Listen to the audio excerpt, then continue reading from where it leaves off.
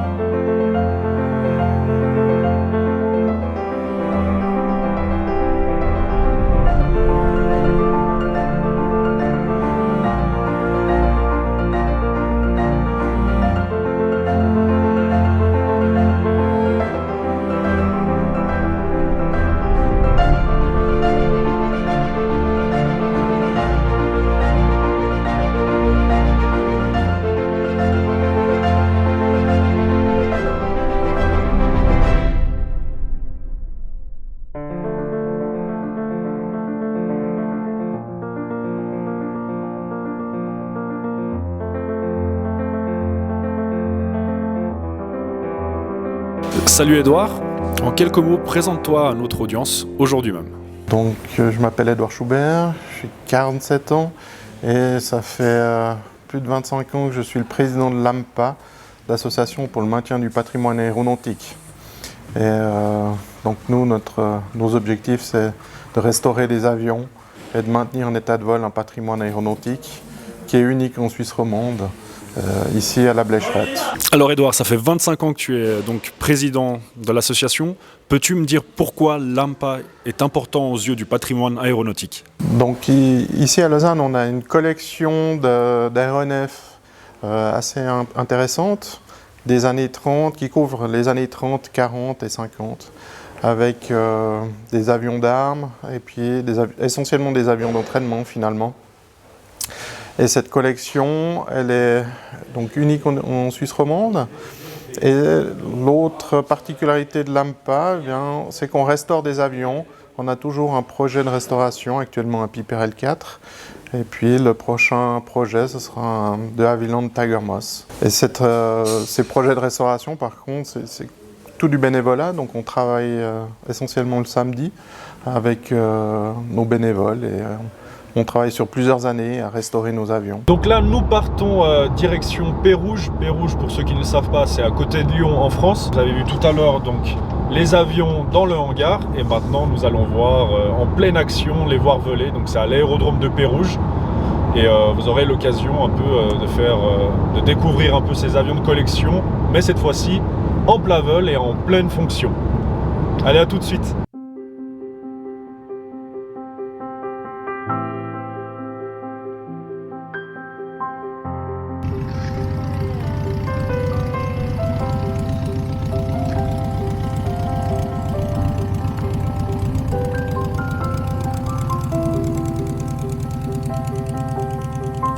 Aujourd'hui, je vais vous présenter l'avion, un des avions emblématiques bien sûr, c'est le Piper L4, donc le Piper Cup.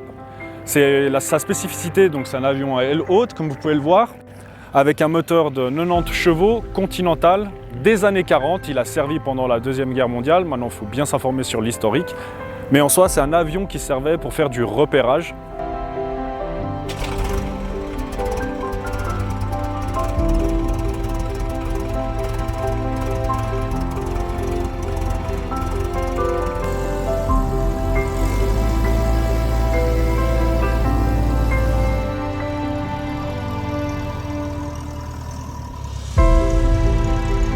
Nous sommes devant le Morane, un avion Morane 317 de 1937. Comme vous pouvez le voir, c'est un moteur à étoile 7 cylindres. Il a servi donc, dans l'armée française avant la Deuxième Guerre mondiale.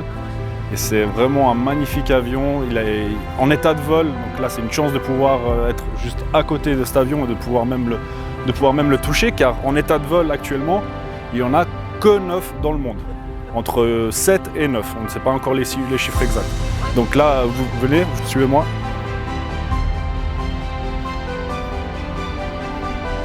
Et on y trouve un cockpit assez sommaire, donc assez simple mais efficace. C'est un avion qui vole vraiment bien. Et honnêtement, c'est une chance encore une fois de pouvoir y voler avec. Donc on va passer encore par la suite et on va faire 2-3 prises de vue au moment quand il va partir.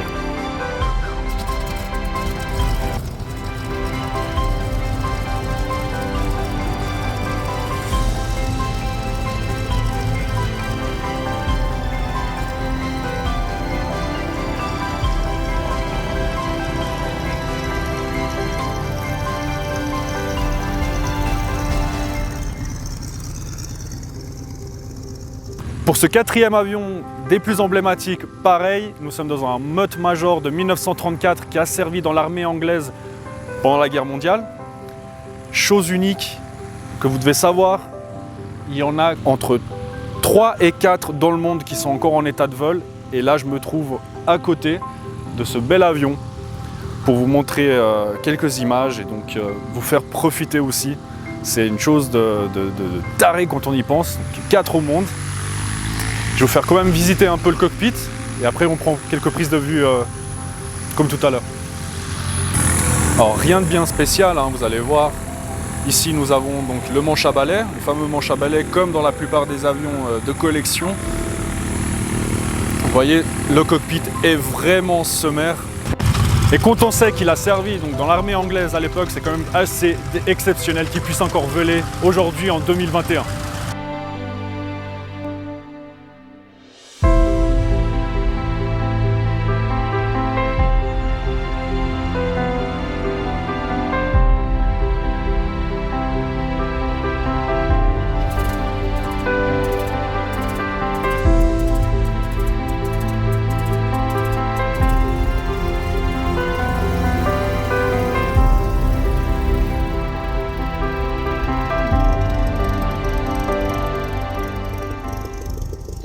Bon bah voilà, là il est quoi? Il est 21h30, il est gentiment temps d'aller faire un petit apéro, de manger un petit peu et d'aller dormir. Et demain je vous retrouve en faisant quelques atterrissages, vous montrant quelques d'autres prises de vue, notamment avec le Chipmunk qui atterrit en pleine action. Et ça va être vraiment super génial. Vous voyez ici, là c'est ma tente, c'est là où je vais dormir ce soir. Allez, à demain matin. Salut Florian, présente-toi aux abonnés. Salut, alors moi c'est Florian, j'ai 29 ans. On est aujourd'hui à la Blécherette, devant cet avion d'entraînement militaire anglais de 1951, un de Havilland Chipmunk. D'où est née cette passion pour l'aviation de collection en soi? Alors cette passion elle est venue relativement tôt en fait. Moi j'ai grandi en bout de piste de l'aérodrome de Prangin, c'est une bande herbeuse entre Genève et Lausanne de 500 mètres de long. Et en fait moi je passais mes journées sur cet aérodrome parce que déjà depuis que je peux m'en rappeler en fait je suis passionné d'aviation. Et sur cet aérodrome-là s'organisait, je crois, tous les ans, un rassemblement d'aviation de collection. Et la première fois que j'ai vu, je suis tombé complètement amoureux du Moss Major qu'on verra dans cette émission. Et ça a commencé là, en fait, où du coup, assez rapidement, j'ai décidé de passer ma licence, que j'ai pu faire sur l'aérodrome d'Yverdon, avec un avion qui est déjà de collection, un Piper Cub, donc sans démarreur qu'il fallait lancer à la main. Et juste après mes 18 ans, j'ai pu acheter une part sur cet avion de 1951. Bah, je te propose qu'on voit tout ça en vol et puis on fait plaisir un peu à l'audience. Allez, c'est parti. On est parti, ça marche.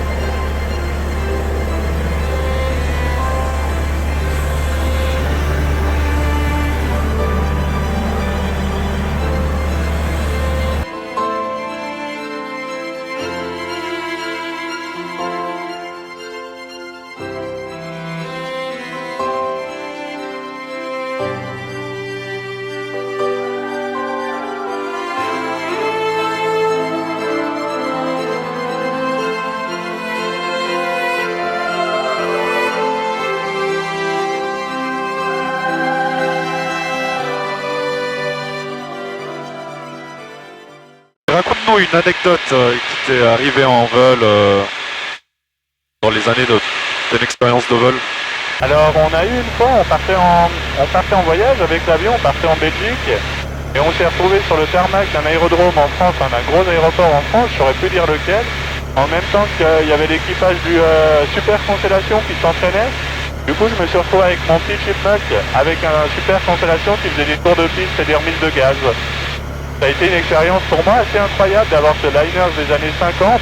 Exactement en même temps que nous on était sur place, ils faisaient des exercices de panne moteur décollage et des remises de gaz et des tours de piste là au milieu.